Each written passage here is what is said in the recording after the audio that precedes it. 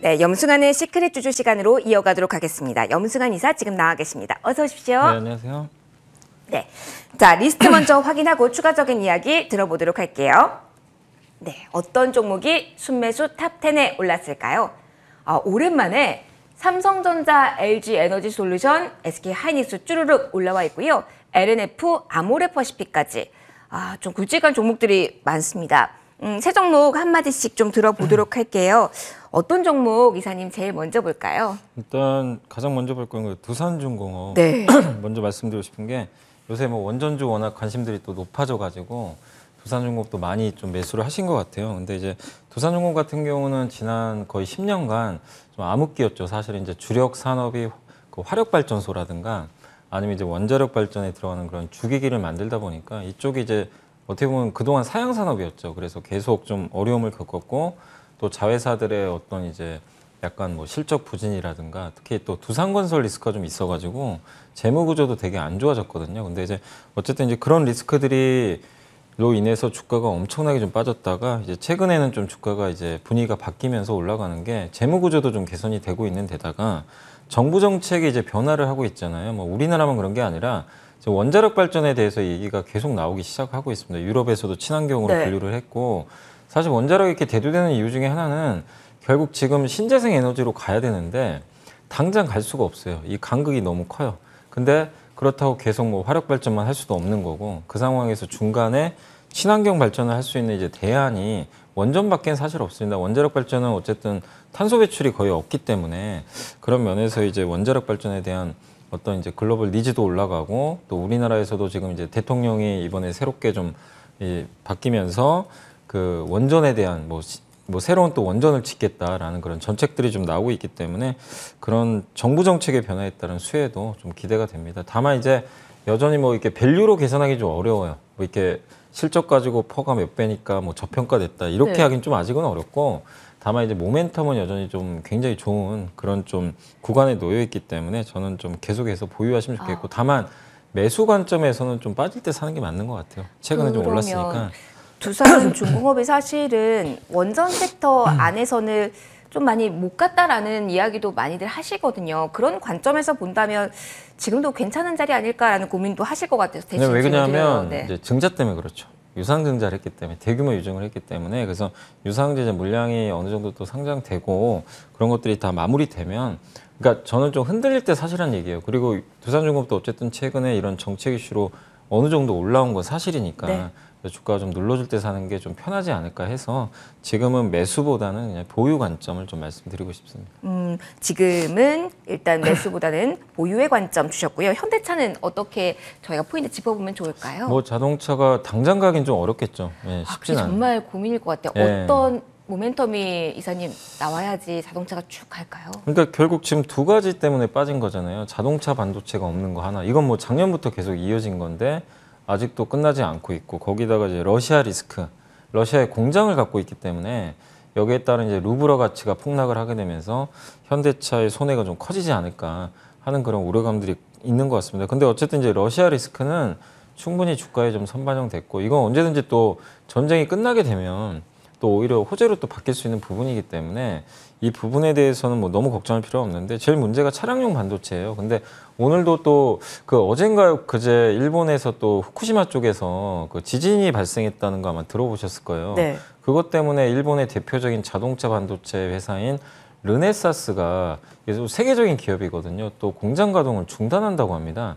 그렇게 되면 또 어떻게 되겠어요? 지금 자동차 반도체 없어서 지금 난리인데 자동차 반도체 만드는 또 세계 글로벌 뭐 탑3 안에 드는 기업 중에 하나가 또 공장을 또 가동을 중단한다.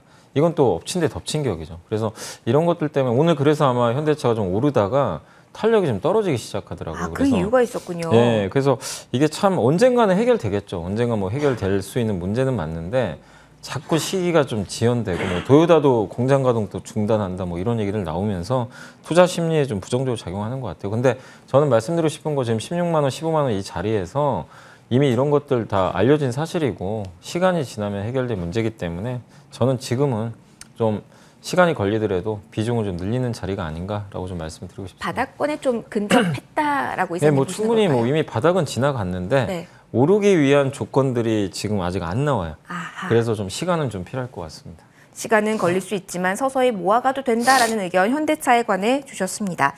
마지막 한 종목 더 이야기 들어보도록 할게요. 어떤 종목 추가로 코멘트 해주실까요? 그 아모레 퍼시픽입니다. 이 종목도 많이 고민이실 것 네. 같아요. 괜찮을까요, 보유도? 많이 뭐 지금은 좀 버텨야 되는 구간 같고요. 네. 왜냐하면 지금 그 중국 소비주들이 뭐 이게 여러 악재들이 좀 노출이 됐죠. 뭐 이게 정부의 정책도 좀 일부 있을 수도 있고 또 거기에 중국이 지금 셧다운 들어갔잖아요. 일부 도시들이. 네. 그럼 이제 소비가 줄거든요. 그러니까 이게 전 세계가 좀 리오프닝을 하기 시작했는데 중국만 지금 반대로 가거든요. 중국은 사실 그동안 엄청난 봉쇄 정책을 좀 펼쳤는데 오미크론은 그런다고 해결된 문제가 아니잖아요. 근데 뚫려버린 거죠, 조금씩. 그래서 확진자가 늘어나는데 중국에서는 이제 봉쇄령을 내린 거죠. 근데 이게 도시를 봉쇄를 해버리게 되면 외출을 못하니까 화장품 수요가 줄 수밖에 없어요.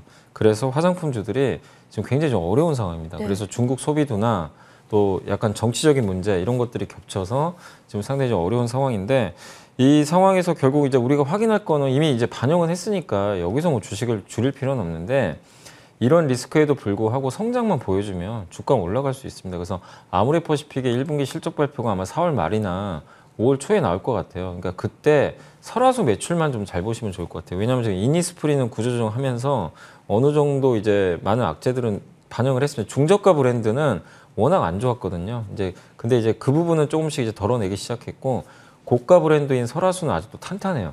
근데 설화수가 1분기에도 고성장을 보여주면 투자자들이 중국 리스크 크지 않구나 이렇게 생각하면서 다시 들어올 가능성이 분명히 있거든요. 그래서 이건 지금 뭐 우리가 판단할 수는 없고 1분기 실적까지는 좀 기다리다. 다만 지금 이런 악재들은 뭐 이미 또 선반영은 했기 때문에 조금 기다림이 필요한 구간인 것 같습니다. 네, 정치적 이슈를 언급을 해주셨는데 신정부 들어서면서 뭐 사드 배치 이야기가 나오면 다시 한번 중국 소비 위축 그럼으로써 한 번 더 소비주가 흔들리지 않을까라는 우려가 많은 분들을 하실 것 같아요. 그런 의미에서 5월 전에 좀 정리를 하는 것도 고려를 많이 해보실 것 같은데 이 점에 대해서는 어떻게 생각하세요? 아니, 저는 근데 이제 중국 소비주들이 사실 2017년 그 사드 네. 리스크 이후로 엄청 빠졌어요. 사실 그게 뭐 하루 이틀 있었던 일도 아니고 지금도 진행형입니다. 근데 이제 최근에 일부 드라마가 이제 드디어 중국에 딱 이제 공개가 되면서 조금 풀리나 싶었는데 아직까지 뭐 한알령이 완전히 없어진 건 아니에요. 지금 게임 판호받는 것도 너무 힘들고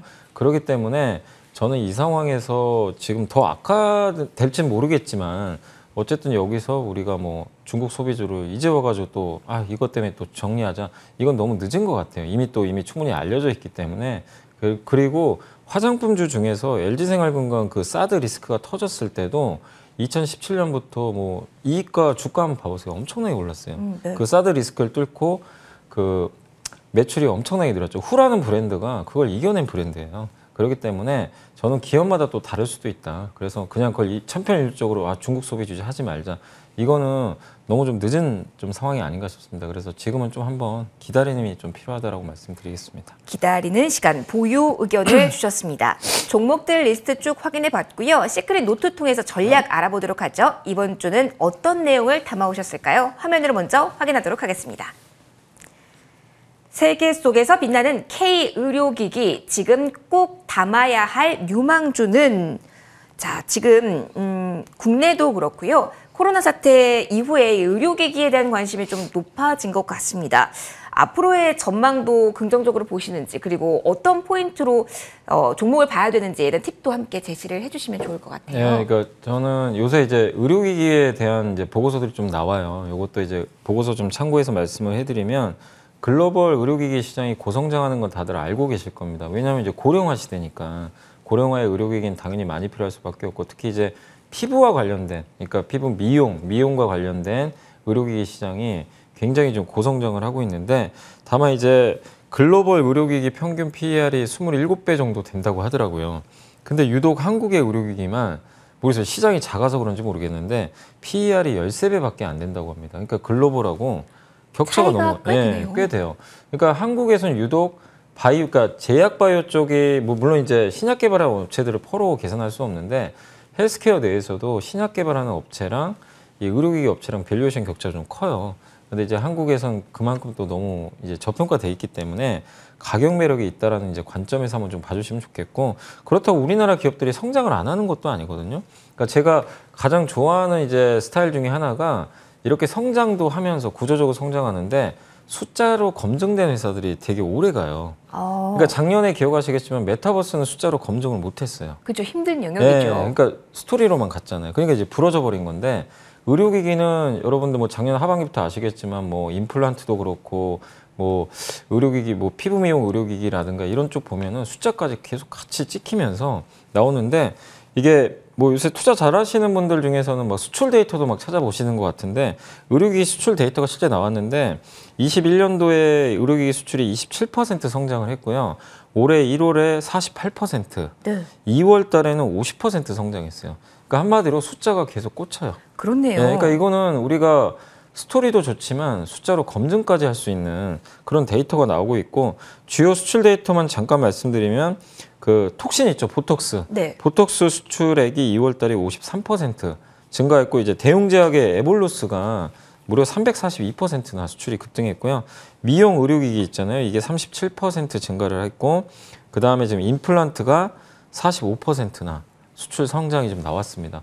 그러니까 계속해서 실적이 좀 좋게 수출이 좀 나오고 있기 때문에 매월 굉장히 좀 고분적이고, 그리고 아까 말씀드린 대로 고령화라든가 또 리오프닝을 하면은 사람들이 이제 병원에 갈 수가 있거든요. 그죠. 이건 사실 병원 가서 좀 시술을 받아야 되기 때문에, 그래서 리오프닝을 하게 되면 더 수요가 늘어날 수밖에 없어요. 그래서 앞으로 구조적으로 성장할 수밖에 없고, 특히 이제 저는 좀 주목하는 분야가 이 의료기기 쪽에서도 덴탈 쪽. 예, 치과 쪽이 굉장히 성장성이 좀 크다라고 합니다. 이게 특히 여기 보고서에도 좀 저도 이 얘기 듣고 좀 깜짝 놀랐던 게, 인구가 78억 명이잖아요, 전 세계가. 근데 지금 전 세계 인구의 그 300억 개 이상의 그 치아가 사라지거나 지금 손상이 됐대요. 오, 300억 개. 그러니까 좀 엄청난 수치네요. 뭐 치아가 많으니까 네. 그럴 수 있는데, 이거를 이 중에서 임플란트로 대체할 수 있는 게 200억 개라고 합니다.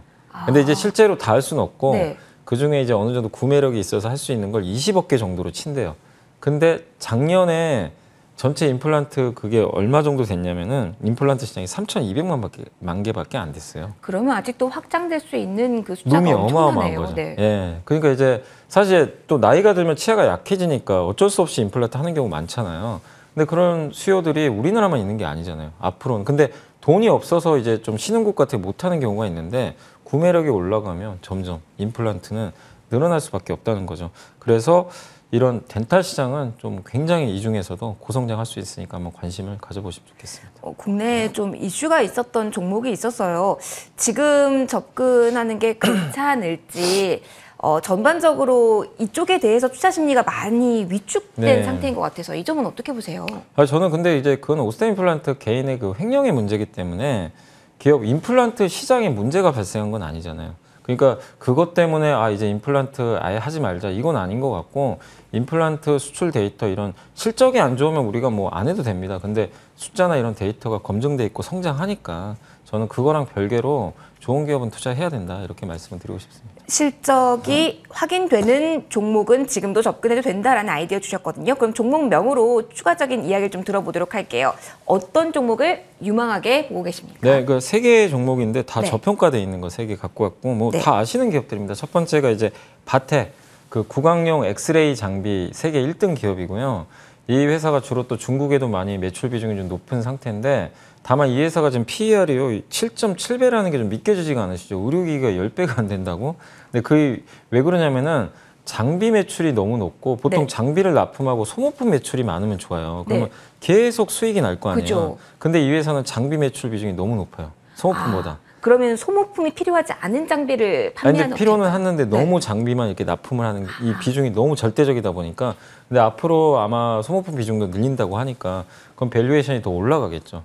그래서 근데 어쨌든 간에 주가는 또 싸니까 7.7배니까 저는 좀 부담 없이 접근해 보시면 좋을 것 같고, 아까 말씀드린 대로 임플란트 시장이 커지면 우리가 어쨌든 임플란트를 여기다 이제 그 넣기 위해선 엑스레이 다 찍어야 되잖아요. 네. 예, 그렇기 때문에 이런 의료 장비는 반드시 필요합니다. 그래서 좀 관심을 가지시고, 그 다음에 지금 두 번째가 덴티움은 이제 국내 2등권을 달리는 그 임플란트 회사인데, 지금 오스템 임플란트가 거래 정지가 된 상태지만 어쨌든 이제 덴티움도 최근에 굉장히 좀 주가 빠졌다가 다시 올라오고 있는데 2021년 4분기 어닝 서프라이즈가 나왔어요. 정말 놀라운 실적을 좀 내버렸고 이 회사도 지금 임플란트 회사 평균이요.